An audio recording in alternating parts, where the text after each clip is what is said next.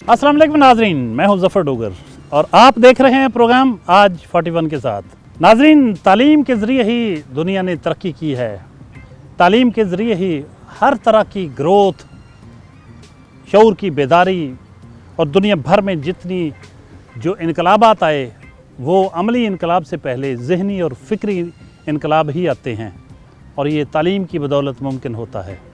आज हम आपकी मुलाकात करवा रहे हैं एक ऐसी शख्सियत से जो बहुत बड़ी एक माहिर तालीम है, जो एजुकेशनिस्ट होने के साथ साथ एक बहुत ज़बरदस्त किस्म के मोटिवेशनल स्पीकर भी हैं और बहुत ही आला तालीम याफ्ता शख्स हैं, मियाँ आसफ़ सरदार। आइए मिलिए जी, हम मियाँ आसफ़ सरदार साहब के यहाँ पहुँच चुके हैं। आइए आपको। कैसे मियाँ साहब? सर अल्लाह का शुक्र, आपकी तबीयत कैसी है? अल्हम्दुलिल्लाह। अरसे से ख्वाहिश थी कि शहर के इतने बड़े एजुकेशनिस्ट और मोटिवेशनल स्पीकर सर उनको स्क्रीन पे आना चाहिए और इंट्रोड्यूस करवाना चाहिए पब्लिक के साथ, क्योंकि बहुत सारे लोग जानते नहीं होते कि उन्हीं के दरमियान कितनी बड़ी बड़ी शख्सियात रह रही होती हैं। तो कैसा फील कर रहे हैं आप दूसरों को एजुकेट करते हुए, पढ़ाते हुए? यू आर एन एजुकेशनिस्ट और मोटिवेशन स्पीकर भी हैं आप, तो कब इस तरफ आए? आप तो पहले कोई सरकारी जॉब कर रहे थे। जहाँ तक सर एजुकेशन का ताल्लुक है तो सर एक वर्ड है जिसको बोलते हैं टैलोस। एक फ़िलासफ़र है, उसने टर्म इस्तेमाल की टैलोस। तो उसने कहा कि हर चीज़ का एक टैलोस होता है। जैसे सूरज है, उसकी टैलोस उसकी रोशनी है। इसी तरीके से जैसे खुशबू है, फूल है तो उसका टैलोस खुशबू है। तो फिर वही फ़िलासफ़र कहता है कि इंसान को पता होना चाहिए कि उसका टैलोस क्या है, इंसानियत का टैलोस क्या है, इंसान का टैलोस क्या है। तो कहता है उसका जो टैलोस है ना वो रैशनैलिटी है। तो मुझे ये लगा कि मुझे रैशनैलिटी की तरफ आना चाहिए। तो मुझे लगा फिर एजुकेशन से ज़्यादा अच्छा शोबा कोई नहीं है। और फिर सबसे बड़ी बात है कि हमारे नबी अकरम सल्लल्लाहु अलैहि वसल्लम ने अपने लिए ये पसंद फरमाया कि वो सिपा सलार भी थे, वो स्टेट्समैन भी थे, लेकिन उन्होंने अपने लिए पसंद फरमाया कि मैं मुअल्लिम हूँ। तो मुझे ये कहने में बड़ी खुशी महसूस होती है कि मैं उनके फुटप्रिंट्स के ऊपर हूँ। माशाल्लाह, ज़बरदस्त, एक्सीलेंट। तो थोड़ा सा बताइए आप अपने बारे में लोगों को, अगर आपकी अपनी ज़ुबान से सुना जाए कि वो जो दास्तान हयात, बचपन, लड़कपन, जवानी और फिर यहाँ तक पहुँचने का सिलसिला इंतहाई मुख्तसर अंदाज में। बस सर मेरी अर्ली एजुकेशन थी वो सरगोदा से थी। अर्ली एजुकेशन के बाद मैंने पुलिस सर्विस को ज्वाइन कर लिया, लेकिन मैं चाहता था कि मैं एक्सेल करूं। फिर मैंने कंपैरेटिव एग्ज़ामिनेशन के अंदर अपीयर हुआ, अल्हम्दुलिल्लाह कंपैरेटिव एग्ज़ामिनेशन को क्वालिफ़ाई किया। तो फिर मुझे ये महसूस हुआ कि मुझे टीचिंग ही मेरा टैलोस है और मुझे टीचिंग की तरफ आना चाहिए। मैं खुद सिविल सर्वेंट होने की बजाय इस बात के ऊपर ज़्यादा कंफर्टेबल महसूस करूँगा कि मैं किंग मेकर बनूँ। और बहुत सारे स्टूडेंट्स, अल्लाह का शुक्र है, अब वो सिविल सर्विस के अंदर आ चुके हैं। फिर वहीं से लॉ के अंदर रग़बत पैदा होगी, फिर LLB भी हो गया।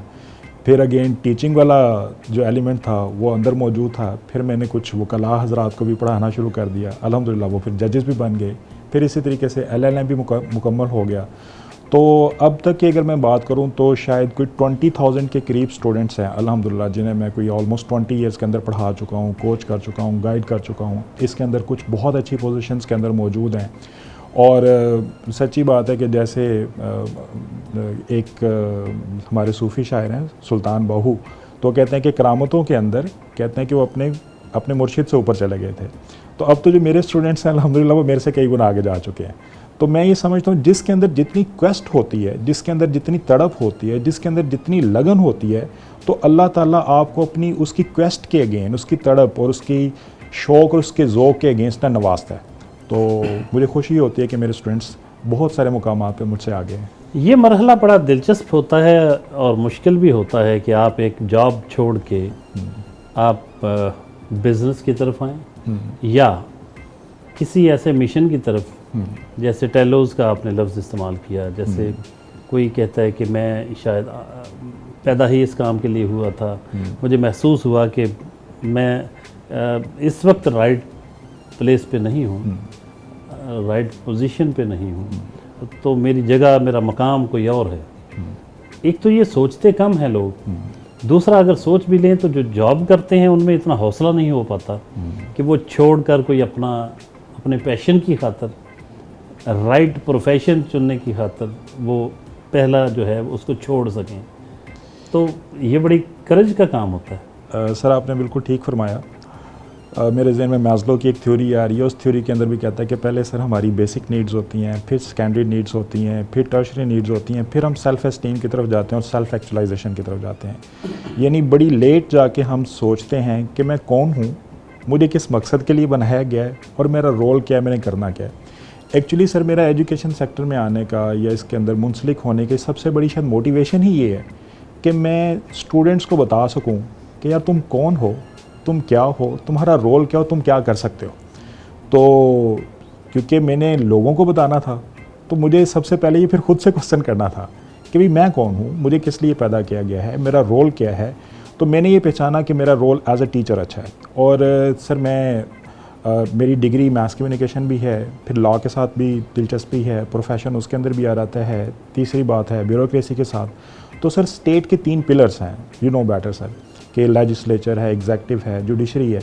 सर मैं ये समझता हूँ कि और मीडिया को ऑब्वियसली चौथा स्तून कहा जाता है, वो सर, तो हम खुद ही बना लेते खुद ही बना लेते हैं।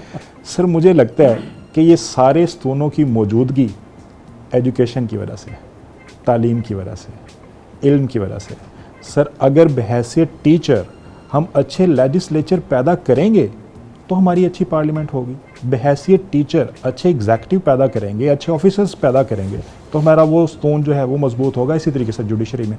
तो सर मुझे ये लगा कि मुझे वहाँ पे मौजूद होना चाहिए जहाँ पे ये जो ट्रेड्स हैं बिल्ड किए जाते हैं, जहाँ पे बच्चों को गाइड किया जाता है कि कल आपने किस पोजीशन, किस मुकाम के ऊपर बोलना है और स्टेट्समैनशिप उनके अंदर इसी टाइम के ऊपर बिल्ड की जा सके। तो सबसे बड़ी मोटिवेशन ही ये थी कि मैं एजुकेशन सेक्टर के अंदर आऊँ सर।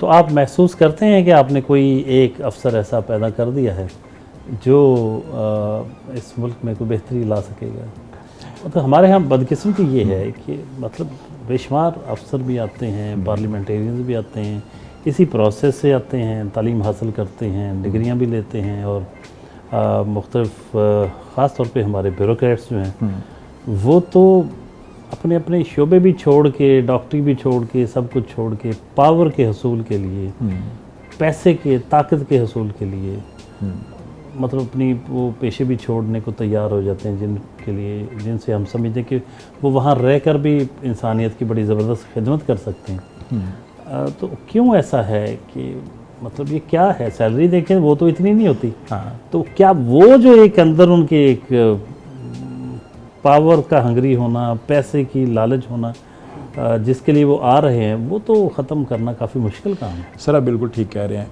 इसके लिए ना सर एक थोड़ी सी मिसाल लीजिएगा। एक्चुअली मेरा ख्याल में एक पूरा इकोसिस्टम होता है। फ़र्ज़ करें हम यूरोपियन कंट्री के अंदर हैं तो शायद हम ब्यूरोक्रेट बनना ना पसंद करें, हम एंटरप्रेन्योर बनना पसंद करें। पूरा एक इकोसिस्टम है। अगर हम अमेरिका के अंदर हों शायद हम बिजनेसमैन बनना पसंद करें। हम किसी इसी तरीके से और किसी कंट्री के अंदर हों, हम क्रिएटिविटी की तरफ आएँ। तो सर ये एक पूरा इकोसिस्टम है जिसके अंदर जो आपके जो सराउंडिंग के एलिमेंट्स हैं वो आपको पुश कर रहे होते हैं किसी चीज़ की तरफ। तो सर अगर हम सब कॉन्टिनेंट की बात करें तो यहाँ पे पावर कल्चर है। क्योंकि यहाँ पे पावर कल्चर है तो ऑटोमेटिकली जो हमारी ब्यूरोक्रेसी है वो उसका टिल्ट इस जानिब हो जाता है। दूसरी बात सर ये है कि मेरा ख्याल में कि हर जगह अच्छे लोग मौजूद होते हैं, तमाम डिपार्टमेंट्स के अंदर मौजूद हैं। मैं जुडिशरी के अंदर अगर बात करूं तो यहाँ पे बहुत अच्छे नाम अब भी मौजूद हैं।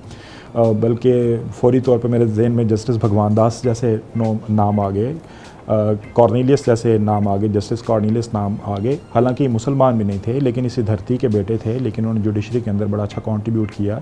इसी तरीके से शहाब जो नामा जिन्होंने लिखा, डॉक्टर शहाब साहब, वो भी ब्यूरोक्रेसी का नाम था। बल्कि सर मैं जिक्र करना चाहूँगा कुदरतुल्लाह शहाब साहब। इसी तरीके से सर अगर हम जिक्र करें हम 60s या 70 की पाकिस्तान की तरक्की या प्रोग्रेस का जिक्र करें ना सर, तो उस प्रोग्रेस के अंदर एक टाइम के ऊपर पाकिस्तान की प्रोग्रेस अमेरिका की प्रोग्रेस के साथ कंपेयर होती थी कि इतनी तेज़ी से दोनों कंट्री वो तरक्की कर रहे थे। तो उस वक्त सर हमारी ब्यूरोक्रेसी के अंदर वो लोग मौजूद थे जिनको हम इंटेलिजेंशिया कह सकते हैं। इसी तरीके से जुडिशरी के अंदर भी इस तरीके से मजबूत लोग मौजूद थे। इसी तरीके से सर टेक्नोक्रेट्स हमारे पास मौजूद थे। डॉक्टर कदीर साहब जैसे लोग जो है वो मौजूद हमारे पास रहे हैं और इस तरीके से और भी कई नाम मौजूद हैं। तो सर आजकल ऐसे लोग कम होते जा रहे हैं। हाँ सर मेरा ख्याल में कि मैं फिर एजुकेशन सेक्टर का इसका जिक्र करूँगा कि ये शायद इस वजह से कम होते जा रहे हैं मेरी नाकिस राय के अंदर कि एजुकेशन भी साथ साथ कमर्शियल होती जा रही है। अब यहाँ पे भी आपको वैसे शायद मुखलिस लोग नहीं मिलेंगे। एजुकेशन भी सर, मैं एजुकेशन सेक्टर से अंदर हूँ और इस बात का इतराफ़ करना बड़ा मुश्किल है सर, ये भी एक तरह की एक इंडस्ट्री बन चुकी है। अगर हम एजुकेशन सेक्टर के अंदर सिर्फ इस नज़र से आएंगे कि हमने इसको प्रॉफिट ओरिएंटेड बनाना है, तो सर फिर हम शायद अपने मुल्क को अच्छे दानिश्वर नहीं दे सकेंगे। जब हम इसे एक प्रोडक्ट समझेंगे, जब हम इसे एक ATM मशीन समझेंगे, तो सर फिर वैल्यूज़ प्रमोट नहीं होंगी। फिर वैल्यूज़ की जगह फिर इसी तरीके से होगा कि इंटेलिजेंस या प्रोड्यूस नहीं होगा, जो आम और सतही सतह के लोग हैं ना, वो ऊपर आना शुरू हो जाएंगे। तो मैं समझूंगा sir, education is the matter of life and death for the country. आपने एजुकेशन को मजबूत करना है तो लेजिस्लेचर मजबूत होनी है, तो एग्जेक्टिव मजबूत होनी है, तो जुडिशरी मजबूत। तो कितने बजे आमतौर पर आप ऑफिस पहुंच जाते हैं अपने कॉलेज? डोगर साहब, ऐसा है कि एक टीचर को ना सूरज के निकलने से पहले बेदार हो जाना चाहिए। हमारी बेदारी का भी यही आलम था, आज पूरा दिन आपके साथ गुजरना है, तो मैं कॉलेज जल्दी आ गया था। हमारी रूटीन ऐसी है, बल्कि नाश्ता भी हम इंतज़ार था आपके साथ मिलकर नाश्ता करेंगे।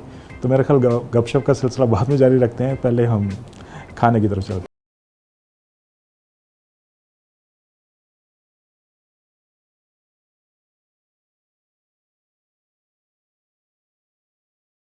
आज तो माशाल्लाह बड़ा अच्छा स्मार्ट किस्म का नाश्ता है। आपकी स्मार्टनेस का, फिटनेस का यही राज है या कोई पराठे शराठे खाते हैं? असल में सर, वो जो मशरकी तौर पे जो मेहमान नवाजी है ना, उसके आदाब तभी पूरे होते हैं कि वो जो खाना है वो ज़रा बेतकल्लुफ़ तरीके से खाया जाए। तो आप हमारे मेहमान भी हैं, तो इस वजह से थोड़ा सा तकल्लुफ़ के साथ थोड़ा सा इसको सजाया गया। सर, क्या कभी आप मैरिड हैं? माशाल्लाह, अल्हम्दुलिल्लाह। है ना? जी जी बिल्कुल। और एक ही शादी है? अभी तक एक अभी है। तक बच्चे कितने हैं आपके? 4 बच्चे हैं अल्हम्दुलिल्लाह। अच्छा, माशाल्लाह।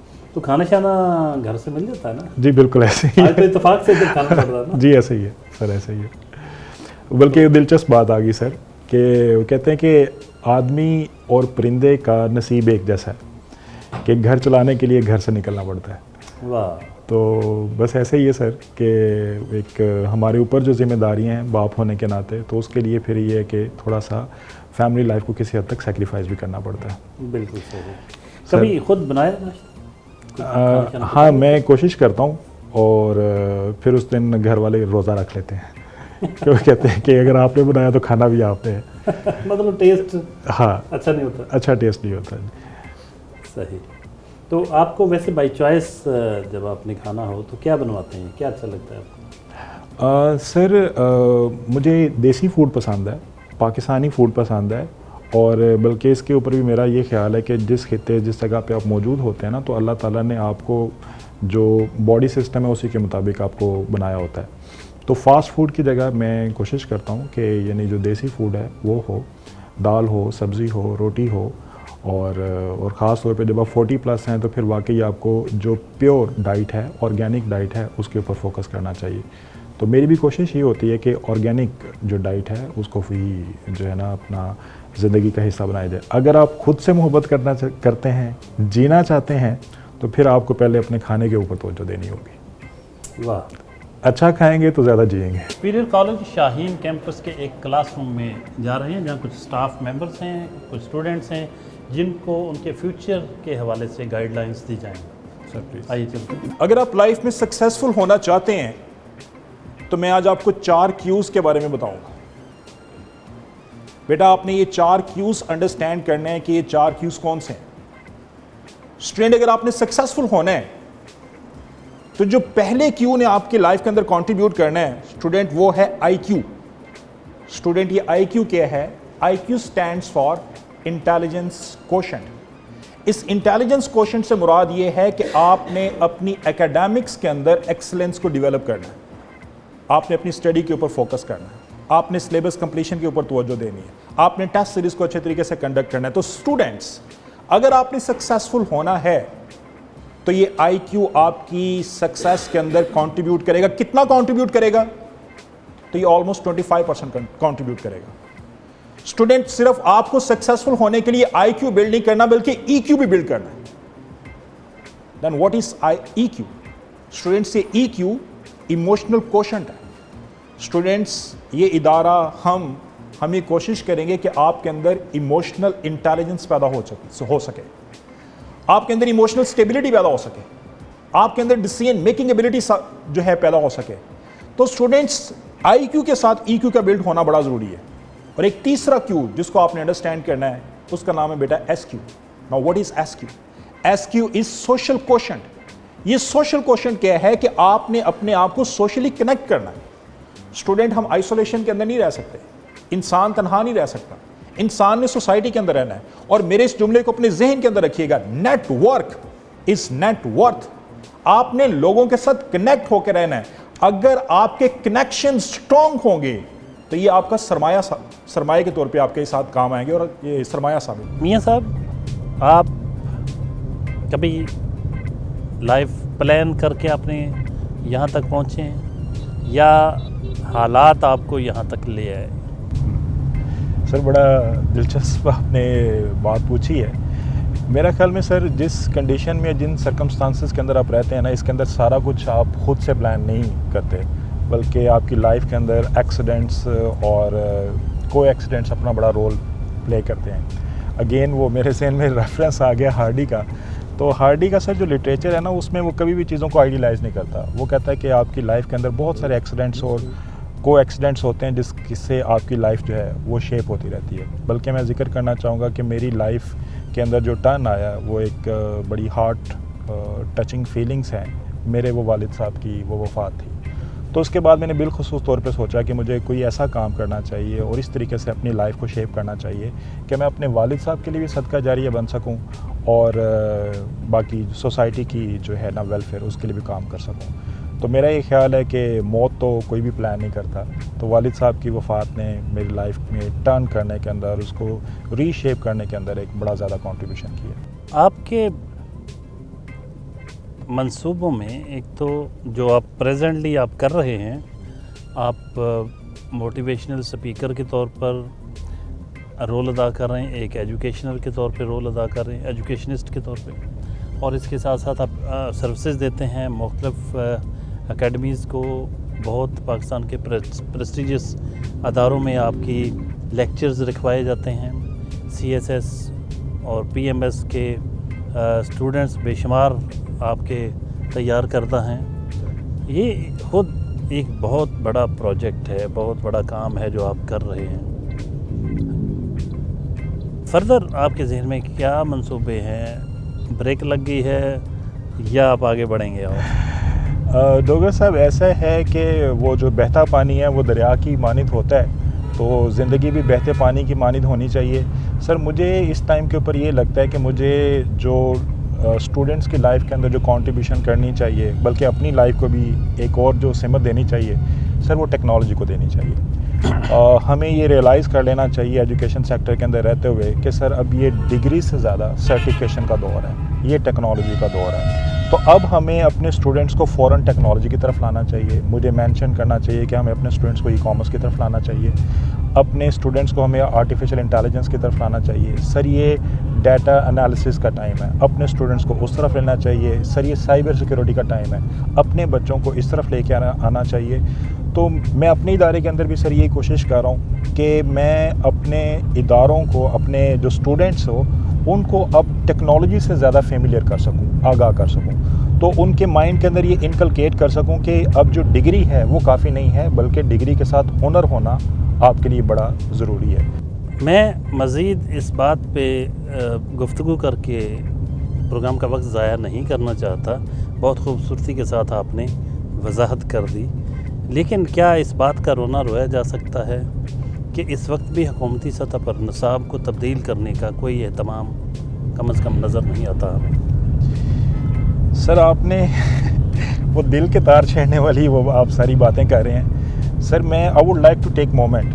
मैं आप एक ग्रेटर पिक्चर देखें ना सर, उस ग्रेटर पिक्चर में देखें कि हमारे कंट्री को चैलेंजेस कौन से हैं। सर, हमारे कंट्री का चैलेंज वाटर क्राइसिस है, हमारे कंट्री का चैलेंज एनर्जी क्राइसिस है, हमारे जो कंट्री का क्राइसिस है कि हमारे पास मिनरल्स वगैरह हैं, हम उनको एक्सट्रैक्ट नहीं कर पाते। तो सर, पॉइंट ये है कि हमारी एजुकेशन अगर हमें वाटर क्राइसिस को डील करना नहीं सिखा रही एनर्जी क्राइसिस को डील करना नहीं सिखा रही, हम एग्रीकल्चर कंट्री हैं इससे बेनिफिशरी होना नहीं सिखा रही, हम टूरिज़्म के लिए हम बहुत अच्छे सपोर्टिव कंट्री हैं उसके लिए बेनिफिशरी होना नहीं सिखा रही, तो एक्चुअली फिर एजुकेशन है क्या? फिर तो ये एक मीनिंगलेस चीज़ होगी ना सर। मेरी वो तालीम जिससे मेरा कंट्री ही फ़ायदा नहीं ले पा रहा, तो we must think about it. तो मैं ये समझता हूँ कि जो एजुकेशन है उस करिकुलम को रीडिज़ाइन इस सेंस के अंदर होने की ज़रूरत है कि जो ज़्यादा से ज़्यादा हम अपने कंट्री को उसके रिसोर्स को यूटिलाइज़ कर सकें।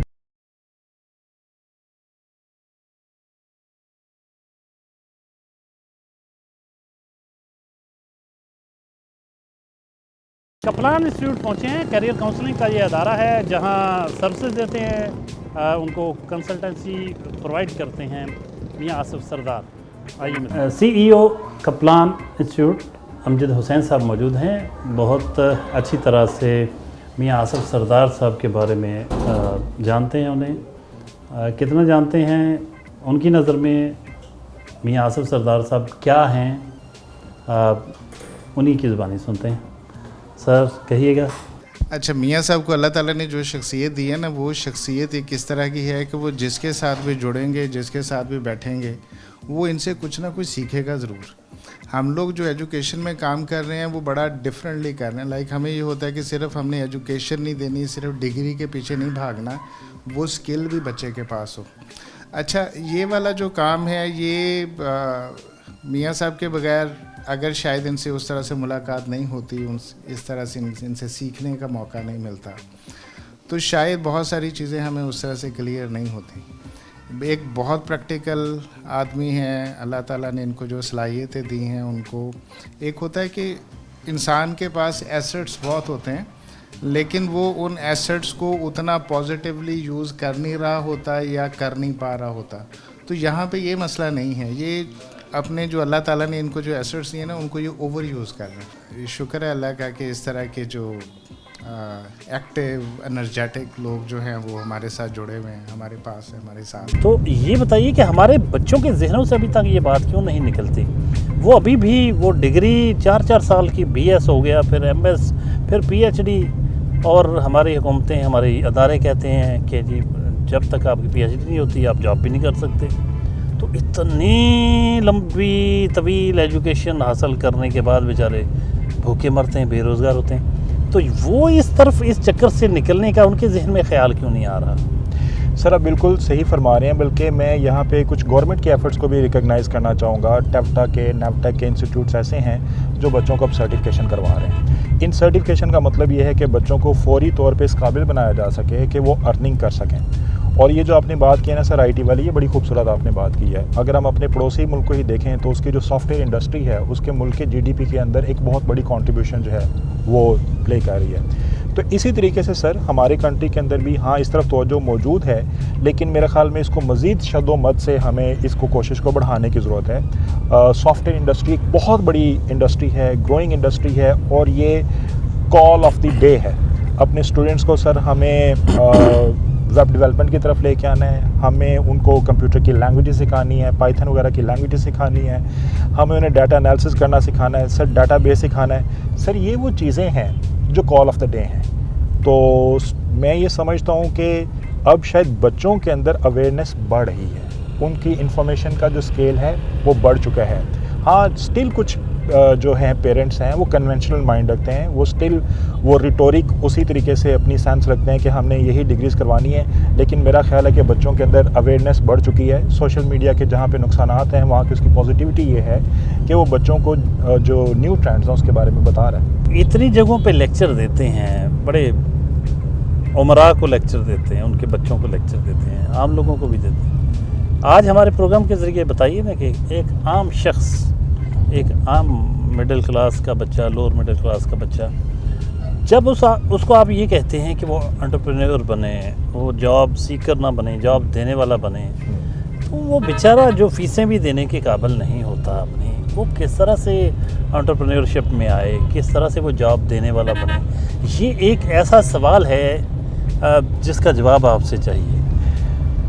सर आपके सवाल बड़े खूबसूरत हैं, और आपके सवालों से ये कतई नहीं लगता कि आप जर्नलिस्ट हैं, सवालों से ये लगता है कि आप भी एजुकेशनिस्ट हैं। सर एक स्टूडेंट है, रॉ स्टूडेंट है। अब मैं आपको जस्ट एक ही जैसे उसके कोर्स बताता हूँ सर, वो डिजिटल मार्केटिंग सीख ले, वेब डिज़ाइनिंग सीख ले, इसके ऊपर सर अपनी एक्सपर्टीज़ डेवलप कर ले। इसके बाद अपने जो सीवीज़ वगैरह हैं उनके ऊपर फाइवर के ऊपर, लिंक्डइन के ऊपर शेयर कर लें। उसको पाकिस्तान के अंदर रहते हुए उसकी जो सीवी है, उसकी जो प्रोफाइल है, उसकी इंटरनेशनल एक्नॉलेजमेंट होगी। उसकी वो जो स्किल है वो उसको डॉलर्स के अंदर पे करेगी, वो उसको पाउंड्स के अंदर पे करेगी, और वो शायद कन्वेंशनली जॉब्स के अंदर इतना अर्न ना कर सके जितना इन प्रोग्राम से कर सकते हैं। ई कॉमर्स से सीखने से ही कर सकता है। पिछले दिनों अमेज़ॉन पाकिस्तान के अंदर बड़ा ट्रेंडिंग था, उसके ज़रिए कर सकता है, शॉपिफाई के ज़रिए कर सकता है। मेरे सामने सर ऐसी एग्जांपल्स, प्रैक्टिकल स्टूडेंट्स के एग्जांपल मौजूद हैं। 19, 20, 21 साल की उम्र उनकी उम्र थी और बच्चों ने ये काम करना शुरू किया तो उन्होंने सर मिलियंस के अंदर अर्न किया। सो सर पहली बात क्या है, आपने शॉर्ट स्किल्स सीखनी है, ये स्किल सीखनी है, उसके अंदर एक्सपर्टीज़ लेनी है। वो एक्सपर्टीज़ आपके लिए रेवेन्यू क्रिएट करेगी, उस रेवेन्यू से फिर आपने एंटरप्रेन्योरशिप की तरफ आना। प्रेस क्लब में यौम तशक्कर मनाने की तकरीब है। आज पाकिस्तान मुसल्लह अफवाज की जो शानदार कामयाबी उसे मिली भारत के मुकाबले में, अज़ादार हुसैन आबदी मौजूद हैं, सेक्रेटरी प्रेस क्लब हैं, और उनके साथ उनके कुछ दीगर मेंबर्स भी मौजूद हैं प्रेस क्लब के। यहाँ एक छोटी सी तकरीब होगी जिसमें केक काटा जाएगा, और लेकिन इससे पहले हम अज़ादार हुसैन आबदी साहब से बात करते हैं कि उनका क्या एक्सपीरियंस रहा हमारे जो मेहमान हैं आज के मियाँ आसिफ सरदार साहब के हवाले से। अस्सलाम वालेकुम अज़ादार साहब, कैसे हैं आप? ठीक ठाक हैं। ये बताइए कि मियाँ आसिफ सरदार साहब जो हैं, इनके हवाले से क्या कहेंगे? इनकी जो खिदमात हैं हमारे शोबा तालीम में, और जो एक मोटिवेशनल स्पीकर की हैसियत से क्या कहेंगे आप इनके हवाले से? सर सबसे पहले तो आपको और मियाँ आसिफ सरदार साहब को हम वेलकम करते हैं कि वो प्रेस क्लब में तशरीफ़ लेके आए और अपने कीमती लम्हात में से जो था चंद मिनट हमारे लिए निकाले। तो मियाँ आसिफ सरदार के लिए मैं यही कहना चाहूँगा कि ये फैसलाबाद का फ़ख्र हैं, न सिर्फ फैसलाबाद का फ़ख्र हैं बल्कि महकमा तालीम का फ़ख्र हैं, क्योंकि इनके लगाए हुए बूटे जो हैं वो आज न सिर्फ फैसलाबाद बल्कि पूरे पंजाब नहीं पूरे पाकिस्तान में मुख्तलिफ़ ओहदों पर फाइज हैं, क्योंकि इन्होंने ना सिर्फ नौजवान बल्कि पढ़ाए हैं। मैं तो बल्कि ये कहूँगा कि इन्होंने पूरे के पूरे जो घराने हैं, पूरी की पूरी जो फैमिली है, जो उनके बच्चे हैं, उन्हें तालीम दिलवाई है, और तालीम हासिल करने के बाद आज वो फैसलाबाद के लिए मुख्तलिफ़ मकामात पर बैठे, मुख्तलिफ़ महकमों में बैठे जो है वो अपनी खिदमत सर अंजाम दे रहे हैं। Additional director Punjab food authority Imtiaz Hussain उनसे मिलने के लिए पहुँचे, दोस्त हैं मियाँ आसिफ साहब की। Additional director operations Punjab food authority Faisalabad division Imtiaz Hussain Faisalabad में पोस्टिंग पर मुबारकबाद देने के लिए पहुँचे हैं मियाँ आसिफ साहब, क्योंकि मियाँ आसिफ साहब के दोस्त हैं, पुरानी उनसे शनासाई है। तो आज जानते हैं उनसे क्या ख्यालात रखते हैं मियाँ आसिफ साहब उनके बारे में, और वो क्या जवाब क्या कहते हैं। मियाँ साहब मुबारकबाद देने आए हैं पोस्टिंग पे। इम्तियाज़ भाई आपको बहुत मुबारक हो, और माशाल्लाह आपकी जहाँ भी पोस्टिंग रही हैं आपने हर जगह बड़ा अच्छा सर्व किया है, और फैसलाबाद के अंदर भी हम चाहेंगे और हमारी दुआ है कि आप बहुत अच्छा सर्व करें, और आपकी हिस्ट्री भी ये है कि आप बड़े अच्छे अपने इम्प्रिंट्स छोड़ते हैं। Wish you good luck sir. Thank you very much. Imtiaz Hussain साहब, मियाँ आसिफ साहब को क्या कहेंगे उनके बारे में? कोई है आपका तारुफ? आसिफ साहब को एक मेरे बड़े अजीज़ दोस्त हैं, और आसिफ साहब और उनका वक्त गुजरा है फैसलाबाद में, तो वो हमारे दरमियान एक बड़ा स्ट्रॉन्ग रेफरेंस था। तो फैसलाबाद में एजुकेशन में ये काफ़ी अरसे से काम कर रहे हैं, और ख़ुद भी एजुकेसिस्ट हैं। तो सिंस 2006 से इनडायरेक्ट जो है ना हमारा रब्ता है, मुलाकात प्रॉपर यहीं पे हुई है, लेकिन वो रेफरेंस से बारी जो है ना वो इनका फीडबैक हमें आ रहा था कि ये किस स्टेज पे पहुंच गए माशाल्लाह। तो अभी बड़ी स्ट्रगल कर रहे हैं, मेहनत कर रहे हैं, और अब तो स्ट्रगल फेज से थोड़ा सा आगे आ गए हैं अल्हम्दुलिल्लाह। और लोगों के लिए CSS में भी इन्होंने बड़ा कंट्रीब्यूट किया है। अब सुपीरियर में जब से ज्वाइन किया है तो एजुकेशन को ज़रा और जाविये से लेके जा रहे हैं, नीचे लेवल पे एजुकेशन को पकड़ लिया है, और नीचे फाउंडेशन स्टेज इंपॉर्टेंट भी है कॉलेज में, स्कूल लेवल पे। तो मेहनत कर रहे हैं, और मैं तो समझता हूँ कि जो विजन वाला बंदा है सिर्फ उसी को एजुकेशन में होना चाहिए। एजुकेशन ऐसा काम है कि विजन के बगैर ये हो नहीं सकता। ये बहुत दूर अंदेश बंदा जो है ना इस काम को शुरू कर सकता है, उसे ही करना चाहिए। जो सिर्फ तिजारत समझ के इस काम को करेगा तो वो उसका रिज़ल्ट सही भी नहीं निकलेगा। तो जिसमें पैशन है, डेडिकेशन है, जज्बा है, और अंदर से उसमें कोई ख्यालात भी हैं, और तो वही बच्चों को जो है ना वो लीड और गाइड कर सकता है। तो I wish him best of luck, माशाल्लाह ये सही जा रहे हैं, अल्लाह इनको और कामयाब करे। हमारी जो सारी सपोर्ट है एजुकेशन में जो है ना वो इनके साथ है। तो डेफिनेटली हम पहले भी हम दोस्त जो है इनकी कर रहे हैं, हर एंगल से जो गाइडेंस ही होती है बेसिकली। अब अपने दोस्त को अच्छा मशवरा भी बात सुन्नत है, आप किसी को अच्छा मशवरा दे दें तो ये भी बड़ी बात है कि अच्छा मशवरा दिया है, और अच्छा मशवरा ही इंसान को रास्ते पर लगा देता है कि ये काम करना है कि नहीं करना है, और करना है तो फिर कैसे करना है, तो कैसे करना ये मशवरा है। पहला ये है कि करना भी है कि नहीं करना, स्टार्ट करना चाहिए कि नहीं करना चाहिए। तो इस एंगल से हम राब्ते में रहते हैं। तो और ये राब्ता अल्हम्दुलिल्लाह मुस्तहकम है, और क्योंकि इसकी बुनियाद एजुकेशन है।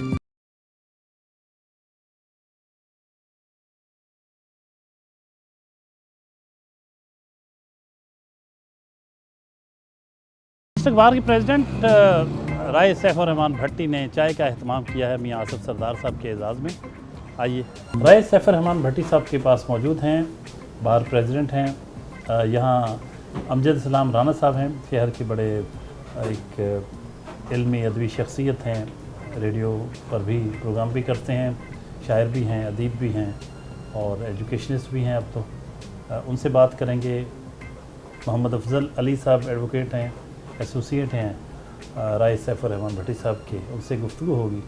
और आखिर में बार प्रेसिडेंट राय सैफुर रहमान भट्टी साहब की गुफ्तगू सुनेंगे, वो क्या कहते हैं मियाँ आसिफ साहब के बारे में। अमजद इस्लाम राना साहब से बात करते हैं, आगाज़ करते हैं। अमजद साहब कहिएगा, कब से ताल्लुक़ है मियाँ आसिफ सरदार साहब से? आपकी राय बहुत मैटर करती है, आपके व्यूज़ बहुत मैटर करते हैं, फरमाइएगा आपकी नज़र में। सर बहुत शुक्रिया। और मियाँ आसिफ सरदार के बारे में बोलना, और इनसे ताल्लुक़ तो 2006 से है। ताल्लुक़ क्या सर, समझते हैं खुशकिस्मती है कि एक मोटिवेशनल जो है वो वाइब्स मिली शुरू से ही। और आपको पता है मैंने डिपार्टमेंट भी छोड़ा, तो उसके पीछे भी मियाँ आसिफ सरदार थे, इनकी मोटिवेशंस थी, और अल्हम्दुलिल्लाह उसके बाद बड़ी अचीवमेंट्स हैं। और आसिफ सरदार को अगर मैं अल्फाज में लूँ तो एक शेर से ही मैं जो है उनकी शख्सियत करूँगा क्लोज़, कि सुना है बोले तो बातों से फूल झड़ते हैं, सुना है बोले तो बातों से फूल झड़ते हैं, ये बात है तो चलो बात करके देखते हैं। बातों का फ़न, अल्फाज का चुनाव और इनकी शख्सियत, ये समझ दें कि इनकी शख्सियत का सबसे खूबसूरत पहलू है कि जो लोग इनके साथ बैठते उठते हैं वो इनसे हमेशा सीख के जाते हैं, और वो मोटिवेशन लेके जाते हैं, और एक नई राह जो है वो उनके लिए जो है उसकी तरतीब दे देते हैं। तो इतना खूबसूरत इंसान है, तो इसके लिए मेरा ख़ास मज़ीद अल्फाज ना चाहें कि मैं शायद मैं कुछ बयान कर सकूँ। मोहम्मद अफजल अली एडवोकेट, उनकी गुफ्तगू सुनते हैं, कहिएगा जी। आसिफ सरदार साहब से मेरा तल्लुक़ 2 साल से हुआ है। ये बहुत ही अच्छे और पोलाइट इंसान हैं। ये दुनिया के तमाम मामलात में कोऑपरेशन करते हैं, इंसानियत बहुत ज़्यादा इनमें, अपने स्टूडेंट्स को बड़ी मोहब्बत प्यार से पढ़ाते हैं। इनको समझने के लिए इनकी बॉडी लैंग्वेज से पता चलता है कि ये कितने अच्छे इंसान हैं पढ़ाने में, और इनसे फैज़याब होकर बहुत सारे दोस्त ब्यूरोक्रेट्स भी बने हैं, जजेस भी हैं, और फील्ड में लोगों की खिदमत कर रहे हैं। जो उन्होंने इनसे सीखा है और वो सर्व कर रहे हैं लोगों को। मैं कहूँगा ये बहुत ही अच्छे इंसान और बहुत अच्छे दोस्त हैं। राय सैफुर रहमान भट्टी बार प्रेसिडेंट, डिस्ट्रिक्ट बार फेस्टिवल के प्रेसिडेंट हैं, बहुत खूबसूरत इंसान, बहुत दबंग वकील हैं, बहुत बार में उनकी मकबूलियत, उनकी शख्सियत, उनके अब तक के जो रोल है, उन्होंने इलेक्ट होने के बाद जो रोल अदा किया, बहुत सराहा जा रहा है उसको। बड़े मुश्किल फ़ैसले किए उन्होंने, लेकिन उनको वकला की भरपूर तायद हासिल थी। उनके व्यूज़ जानते हैं। भट्टी साहब कहिएगा, मियाँ आसिफ सरदार साहब आपकी नज़र में।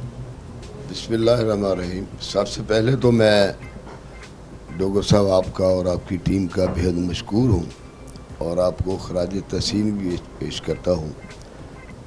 मुझे इस बात की ज़्यादा खुशी है कि पाकिस्तान में भी किसी एजुकेशनिस्ट और जो उस्ताद हो, टीचर हो, उसको आपने प्रोटेक्शन देने की कोशिश भी की, और उसको लोगों के सामने उसके व्यूज़ और उसका किरदार रख रहे हैं। चूँकि दुनिया में वो माशरा हमेशा तरक्की और अरूज पाता है जो अपने उस्तादों का एहतराम करता है।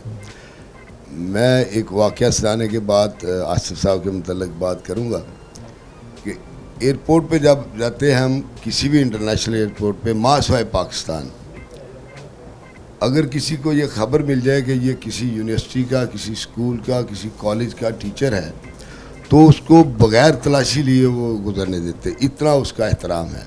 आज आसिफ सरदार साहब मेरे पास तशरीफ़ लाए हैं, आपके साथ ही आए हैं। सुपीरियर कॉलेज को चलाते हैं, ये एजुकेशनिस्ट हैं और ये ऐसे मोटिवेशनल स्पीकर भी हैं कि इनके शागिर्द बेशुमार लॉट जजेस भी हुए हैं, इसमें ब्यूरोक्रेट्स में भी हैं। और मुझे ये सरगोदा से हमारी बार के मेंबर भी हैं। मुझे इनकी पर्सनैलिटी पे कुछ शक शुबा नहीं है। मैं कई बार इनकी गैर मौजूदगी में इनके कॉलेज में कभी बतौर ऑफिस बेयर कॉल करता हूँ कि ये मेरे किसी बरखुरदार की, किसी अजीज़ का ये मसला है, तो ये दोस्त प्रायरिटी पे वो उसको हल भी करते हैं। इससे उसके मालिक की, उसके डायरेक्टर साहबान की जो है वो समझ लगती है कि पर्सनैलिटी कैसी है। मुझे आज बड़ी खुशी है कि ये फैसलाबाद डिस्ट्रिक्ट बार में तशरीफ़ लाए। मैं इनको खुशामदीद भी कहता हूँ। और जो काम मैं मिशन लेके सदर बतौर निकला हूँ, और डेफिनेट आज की उस बात की ज़्यादा तकवीत है, क्योंकि मैंने एक फ़ैसला किया था कि इस बार जो कि एजुकेशन के हवाले से, लॉ के हवाले से बात आगे चलेगी। आपने देखा होगा कि 4 माह हो गए मेरे पास कोई ऐसा गेस्ट नहीं बार में आया जिसका लॉ से या किसी एजुकेशन के अलावा किसी और दीगर तबके से हो। मैं हमेशा अप्रिशिएट करता हूँ। मैं आज आसिफ साहब के नाम एक बात और करूँगा कि ये जो हमारी लाइब्रेरी है बार की, ये मैं समझता हूँ और मुझे पूरा यकीन है कि ये पाकिस्तान की नंबर 1 लाइब्रेरी है, किसी भी बार एसोसिएशन से ये बेहतर है। उसको हम सुपीरियर कॉलेज से शुरू ही करते हैं कि सुपीरियर कॉलेज के जो फाइनल ईयर के स्टूडेंट होंगे, जो CSS या PCS की तैयारी करना चाहते होंगे कंपटीशन के इम्तहान के लिए, हम ऑफ़र करते हैं कि लास्ट ईयर के स्टूडेंट वो हमारी लाइब्रेरी को फ्री ऑफ कॉस्ट विज़िट करेंगे और उसको हम अलाउ करेंगे लीगली कि वो 4 बजे से लेकर रात 9 बजे तक शाम के वक्त हम फैसलाबाद बार की लाइब्रेरी जो है उनके स्टूडेंट जो हैं फाइनल के, उनके लिए इंशाल्लाह खोलेंगे। वाह, ज़बरदस्त जी, एक्सीलेंट। बहुत बड़ी ऑफ़र की बार के प्रेसिडेंट ने, फैसलाबाद बार के राय सैफुर रहमान भट्टी साहब ने, कि सुपीरियर कॉलेज के स्टूडेंट्स अगर यहाँ तालीम हासिल करना चाहें, यहाँ लाइब्रेरी कंसल्ट करना चाहें, तो लाइब्रेरी मौजूद होगी 5 घंटों के लिए उनके लिए। बहुत एक इल्म दोस्त प्रेसिडेंट ही ये बात कर सकता है। आखिर में मियाँ आसिफ सरदार साहब से जानते हैं कि वो क्या कहेंगे इस ऑफ़र पर, भट्टी साहब की बातों पर, और फिर एक शॉर्ट मैसेज व्यूअर्स के लिए क्या देना चाहेंगे, कहिएगा मेरे साथ। भट्टी साहब, सबसे पहले तो मुझे आपका शुक्रिया अदा करना है कि बीइंग बार प्रेसिडेंट आपने सुपीरियर कॉलेज के लिए एक बड़ी अपॉर्चुनिटी फराहम की है और हमें ये ऑफ़र की है कि हम बुक्स से इस्तिफ़ादा हासिल कर सकें। इल्म के 4 ज़राए हैं, एक ज़रिया हवास है, एक ज़रिया अक़ल है, एक ज़रिया वजदान है, और चौथा ज़रिया जो है वो वही है। तो वही तो यकीनन पैगंबरों के ऊपर नाजिल होती है। मैं ये चाहूँगा और समझता हूँ कि अक़ल का जो बेहतरीन माखज़ और मरकज़ है वो किताब है। तो आपने किताब से जो हमारी ये रसाई दी है उसके लिए हम आपके ममनून और मशकूर हैं। और यही हमारा पैगाम अपने बच्चों के लिए कि अगर आप जानना चाहते हैं कि पीछे क्या हो चुका है, माजी में क्या हो चुका है, और अगर आप ये जानना चाहते हैं कि हाल को कैसे बेहतर करना है, और अगर आप जानना चाहते हैं कि मुस्तकबिल कैसे बेहतर हो सकता है, तो किताब से बेहतरीन दोस्त कोई भी नहीं हो सकता। मैं शुक्रिया अदा करना चाहूँगा अफजल साहब का, हमारे रहनुमा हैं, दोस्त हैं, अमजद साहब का। ये दोस्तों की मोहब्बत है जो आपके जज्बों को भी जमा रखती है। और मिसदाक उनका जो बाबर का जुमला है बड़ा ज़बरदस्त है, वो यहाँ पे सादिक आता है कि हमा यारा दोज़ख हमा यारा बहिश्त। व्यूअर्स के लिए कुछ कहना चाहेंगे यहाँ पे? खुद प्यास का सहरा हूँ मगर दिल की ये ज़िद है, हर दश्त पे सावन की तरह टूट के बरसों। हमें अपनी कैपेसिटी के अंदर दूसरों के लिए जितनी आसानियाँ पैदा कर सकें उतनी आसानियाँ पैदा करने की कोशिश करनी चाहिए। बहुत खूबसूरत मैसेज कि अपनी ज़ात से दूसरों के लिए जितनी आसानियाँ पैदा की जा सकती हैं हमें करने की कोशिश करनी चाहिए। ये खूबसूरत मैसेज था मियाँ आसिफ सरदार का, जो आज की मेहमान शख्सियत थे। एक एजुकेशनिस्ट हैं बहुत बड़े, और वो मोटिवेशनल स्पीकर हैं, बहुत जगहों पे बहुत बड़ी बड़ी एकेडमीज़ में लेक्चर देते हैं, उनकी खिदमात, उनकी कंसल्टेंसी हासिल की जाती है। CSS के इम्तहानात की तैयारी के लिए, मुख्तलिफ़ एग्ज़ाम्स PMS के लिए भी बहुत बड़ी शख्सियत हैं, एजुकेशनिस्ट हैं। आज की गुफ्तगू उनकी आपने सुनी। उम्मीद करते हैं प्रोग्राम आपको पसंद आया होगा। अगले हफ्ते नए मेहमान के साथ हाज़िर खिदमत होंगे। तब तक के लिए इजाज़त, अल्लाह ने के बाद।